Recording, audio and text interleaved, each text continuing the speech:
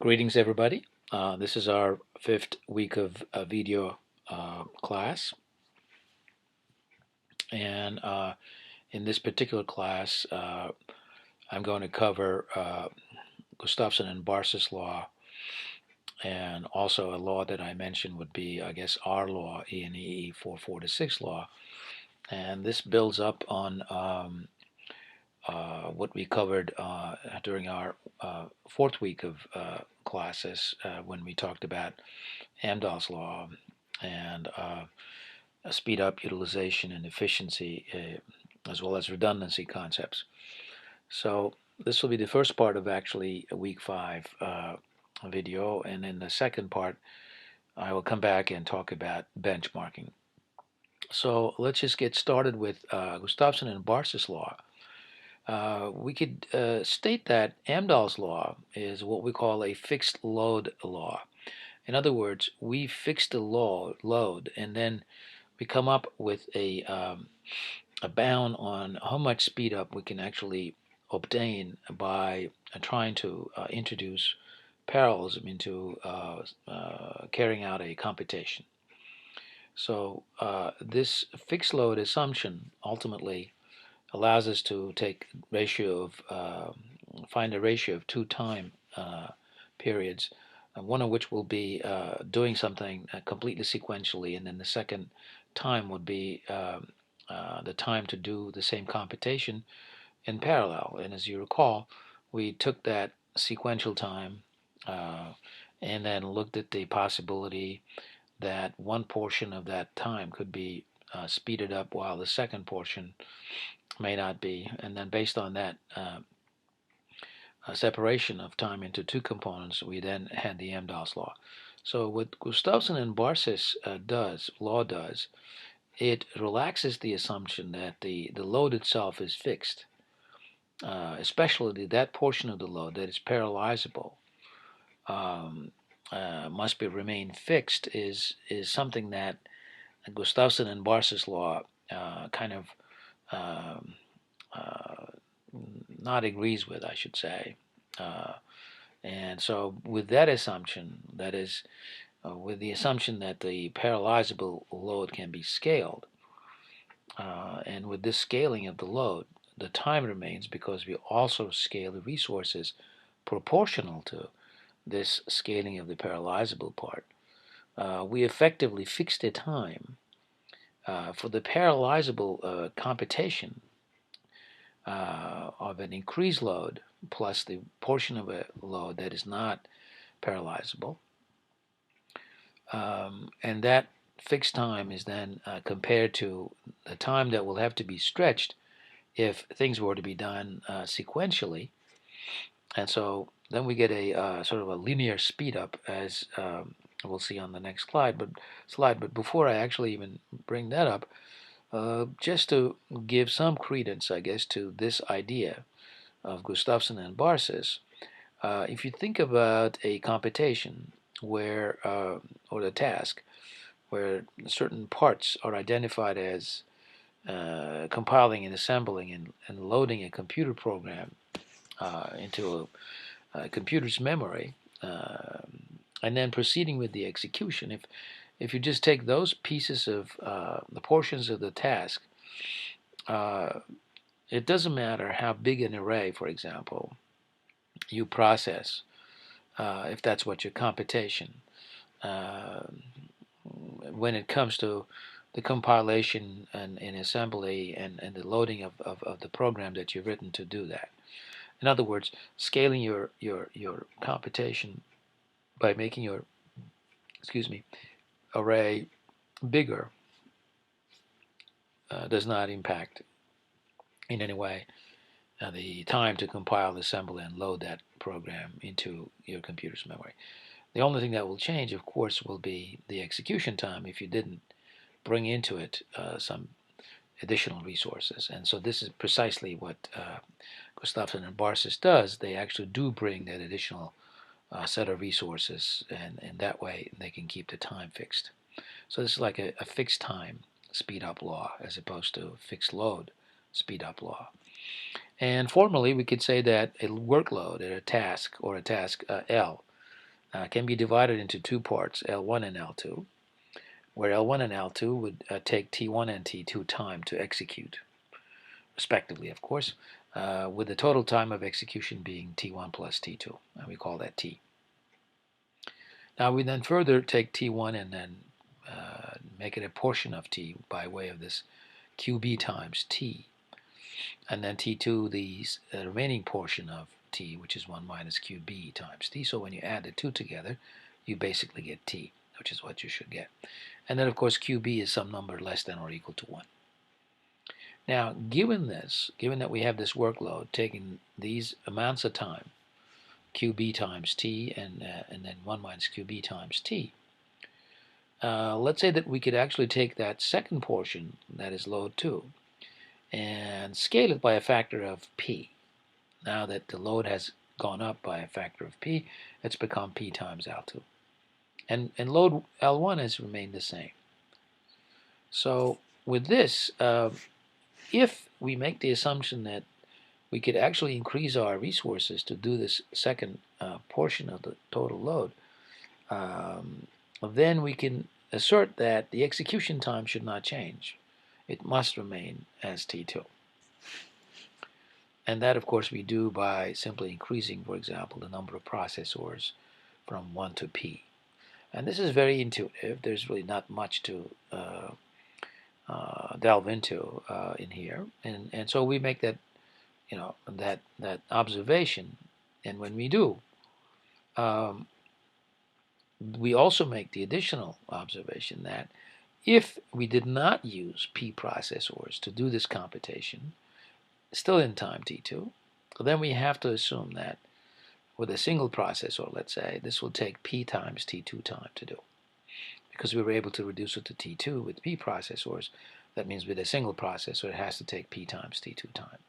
So now we have the two amounts of time that we can ratio. One is the so-called sequential execution, which will be the original time T1 plus P times T2 because we scaled the work, L2 that is. With that scaling of the work, now we have to put in P times T2 time to get that completed. And then of course the enhanced architecture system will have only T1 plus T2 time to execute the entire computation. So then you take the two ratios and you then figure out that the speed up would be less than or equal to the ratio of the two. And if you now substitute the values of T1 and T2 into this ratio, then you get basically this ratio, which then gives you the speed up formula. Now you see that there is a linear speed up when you use P processors, and the slope of this increase is given by 1 minus QB. And of course, if QB is equal to 0, you really have a linear speed up with a slope of 1.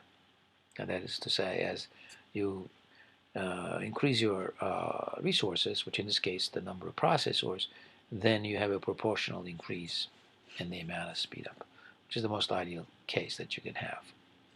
So that really is Gustafson and Barsa's law. Of course, the next thing that we want to question, as we did in the case of Jane's law, and we established that Jane's law was really equivalent to Amdahl's law.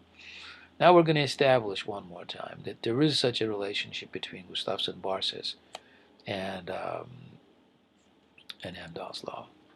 So let's go ahead and actually do this explanation or description here.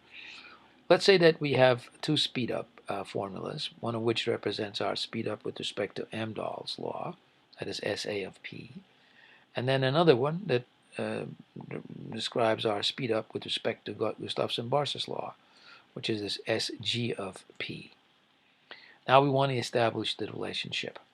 So we say that Qn and Qb are the fractions of time that must be executed sequentially under these two speed up laws. And therefore we can write these speed up laws. Of course, we just derived this the speed up formula for Gustafson and Barsa's, and this is what we had derived earlier when we talked about Amdahl's law.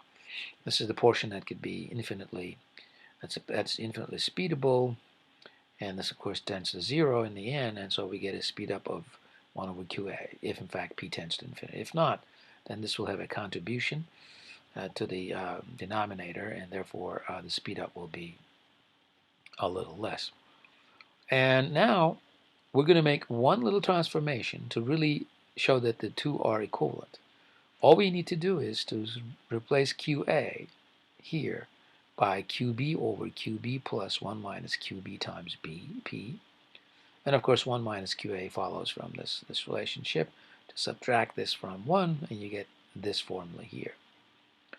Now if you take these QA and QB, 1 minus QA, and then put them into this formula, all of a sudden you actually get this formula.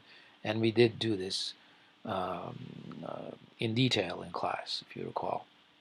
So that shows us that there is this transformation that puts the two together, that actually makes one as this same as the second one. Amdahl's now goes into Gustafsson and Barsas. Of course, you can solve for QB here by using these two equations in terms of QA, and then make that substitution in here, and then get the Amdahl's law in the other direction, which you can also do. So, but why is that? Why is it really working out? Well, the reason is fairly obvious. What we really have done by making this change here, by making this QA equal to this, is because when we scale the work, the second portion of the work, which we call L2, and allow the time to dilate from just 1 minus QA T, let's say in the case of Amdahl's law, to something like 1 minus QB times P. This is really in the context of perhaps I should just back up a little bit here.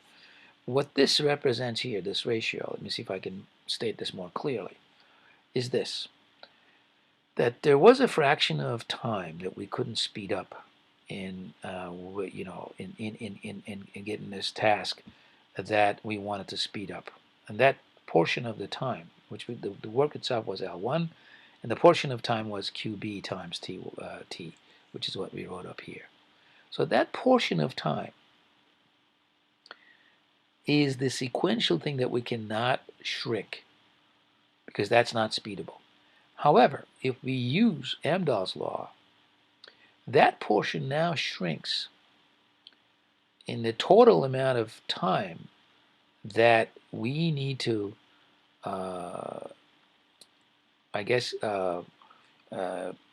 perform our computation in when we scale the work from L1 plus L2 to L1 plus P times L2. So the total amount of time, the fraction of time that is sequential, that is not speedable, is now QB divided by QB plus 1 minus QB times P. In other words, it is not QB times T divided by QB times 1 minus QB times T, which would have obviously been QB, but it is QB plus 1 minus QB times P, because if you multiply the bottom formula here by T, this is the total time of execution, if you like, and the top is the fraction of time that is not speedable. So the fact that we scale the time and then kind of assume that that time needs to be done sequentially is a little bit, I guess, not quite accurate. That this time, if this were to be done sequentially, then the fraction of time, that is to say, if QB is the sequential portion of the time, and we have this much more time to finish the entire task, then the sequential portion of the time here has to be the ratio of QB to QB plus 1 minus QB times P. That's the idea. That's why this formulation actually works. So effectively, the sequential amount of time now has shrunk. from QB to this ratio. So we could actually use an example here to make this maybe a little more palatable. Let's say that we have a computer that executes programs, 80% of which can be scaled by a factor of 10 without increasing the execution time of the program. Now, of course, that means that portion of the time is the one that we are basically scaling and adding some resources to do this. So then we say compute this possible speed up that can result from using 10 processors to execute this program according to Gustafsson-Barsis and Amdahl's laws. So we have this computation, and we kind of find a portion, 80% of that, can be scaled by a factor of 10. And if we, in fact, interject into that portion of the computation a tenfold increase in our resources by way of, let's say, 10 processors here, then the time remains the same. So that's basically what Amdahl's law does make the assumption on. It takes the L1 plus L2 load and then increases it to L1 plus 10 L2, but it's not going to increase the execution time. That's the whole premise of it. So you write the formula where P is equal to 10, and you write the rest of it, and now all of a sudden you have this QB plus P times 1 minus QB, which we have already derived, and now we put in the numbers. QB is 0.2, and then 10 times 1 minus QB, which is equal to 0.8, so we get a speed up of 8.2. But let's say that we want to apply the Amdahl's law to the same problem, or to try to predict. Well, what happens is, now, because we are doing more work by scaling the 80% of the computation by a factor of 10, effectively we really increase the amount of time from, let's say, t to 0.2 t plus 10 times 0.8 t. Again, this is the portion of the time that has actually been dilated because we are going to now do more work, and that will take more time. But we're not saying anything about this portion of the time or the computation that corresponds to this portion of time is not speedable. That's not, Amdahl doesn't accept that, because Amdahl says, well, if you can scale, if you can shrink this time, that means that's parallelizable. So I'm going to assume that's parallelizable, and so this is the portion of the time that's not parallelizable, and I'm going to look at the ratio of 0.2 t, which we're doing here, to the total time of execution, which is basically this expression here, 0.2 t plus 10 times 0.8 t. So take the ratio of the two, you get 0.2 over 8.2, and that is QA. And then 1 minus QA, of course, is just 1 minus that ratio. And now if you substitute those values in to Amdahl's law, which is basically 1 plus QB plus 1 minus QB divided by the number of processors that you use to speed things up, you get the same 8.2 speed up. So they're really equivalent. There's no difference between the two. So it just depends on how you really apply Amdahl's law. And I don't think that, I personally think, and I think that you should also, use your own judgment to see that the two laws are completely identical once you understand that this dilation of time allows us to reduce the portion of the computation in time terms with respect to the total time that's now been dilated by the second portion. So what we did in the end, I guess in the first part of this week, was to basically say that these laws of Amdahl, Gustafsson-Barsis, and Jane, to some extent, they effectively express limits on what makes computations, what makes the speed of computations somewhat arbitrarily large. And it basically looks at the lack of resources being one cause, and then the other fact, of course, being that is like this number p, And the other portion of it is that the computation itself is inherently sequential, and that cannot be speeded up. So both laws kind of express that. Somehow Gustafsson-Barsa's law is probably a little less obvious, a little less intuitive in that regard. But then, if we use our own thoughts about this, then we can really say that a more realistic formula would be something like the one I've written down here, and I call this ENEE446 law. And what that is saying is basically that the speed up when you interject into a computation a p-fold enhancement of your resources, original resources, then you will have a portion of the computation which may really change with p itself that's not speedable. And this is not unreasonable. As you pour more and more processors, this time that you cannot speed up may not remain constant. It may actually slowly increase because there's going to be more work to be done and therefore more time to be consumed if you were to do things sequentially. And so there's a possibility that that portion of time may actually increase. And so, I mean, even if it doesn't increase, it kind of changes, I should say, varies with p. It doesn't remain constant. Whether it actually does increase or not is questionable. It may, in fact, even decrease. But it is not constant, I think, is probably what we should ascertain here. And of course, once that is changing with respect to the number of processors, then the rest portion of the computation that's speedable is also changing with respect to p. And then this fp then is the possible enhancement, the time gain or the speed up that would result from the amount of parallelism we interject into the computation. And of course that will be scaled by this multiplication. This multiplication will kind of like scale that speed up.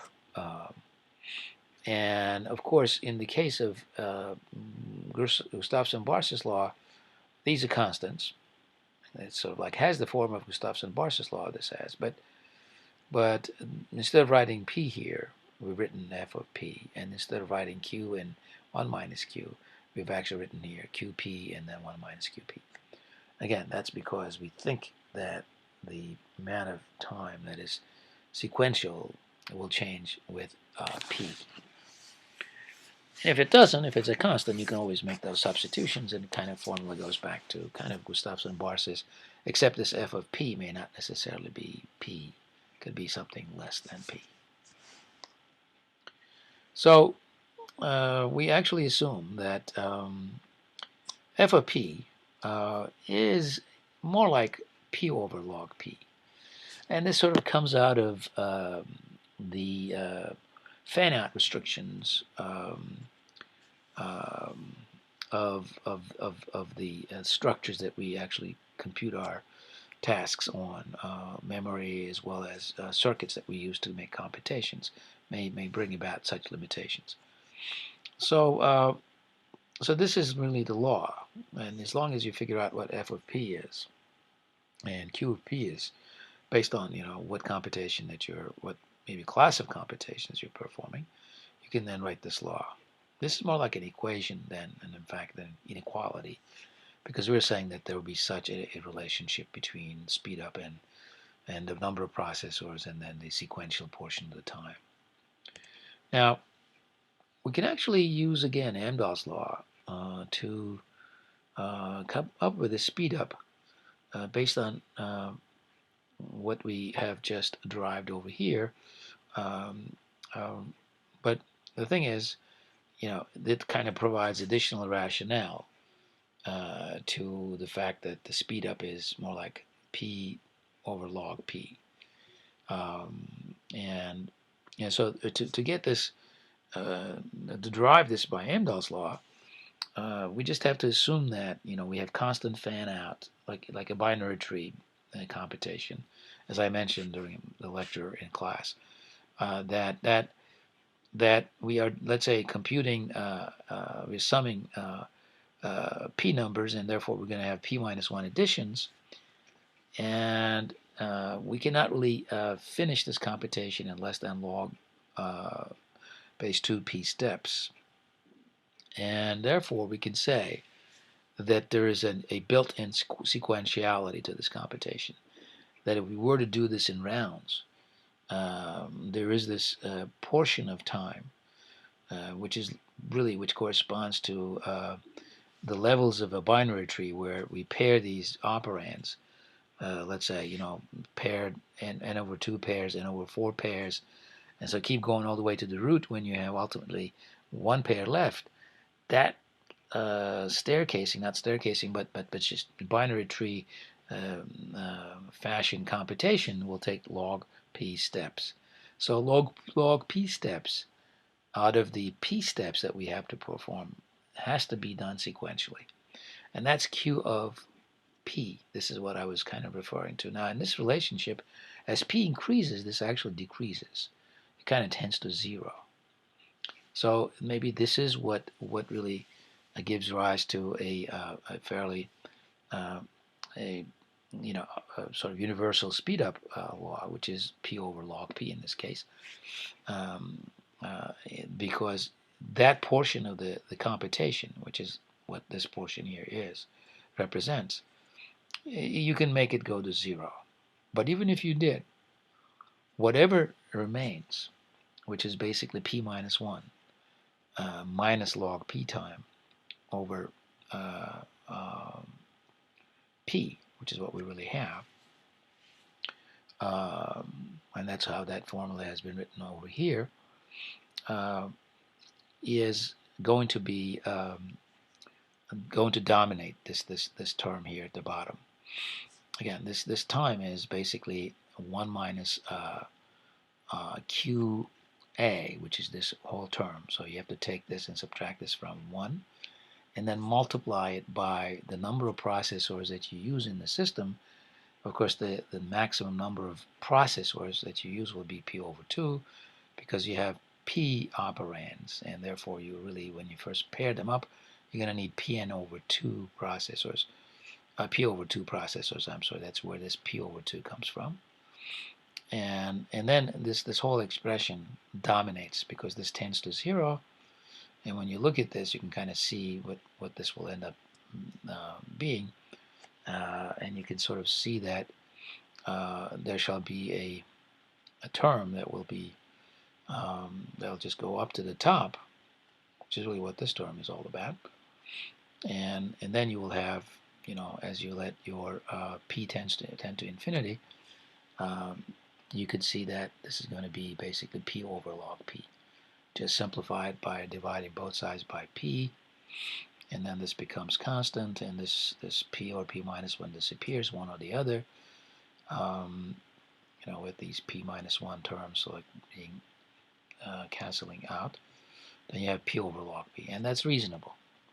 As the sequential portion tends to 0, we actually predicted this from our own computation here, and that remains valid here as well. So this is really, this brings us to the end of Gustafson and Barsa's law and how it relates to Amdahl's law, and then and our own law, ENEE446 law, which sort of transcends, I guess, in some ways, both laws because it's somewhat more general. And so in the second part of the video lecture that I'm going to do in the next round, we're going to talk about performance testing. So for right now, take care, and I'll see you in the next video class.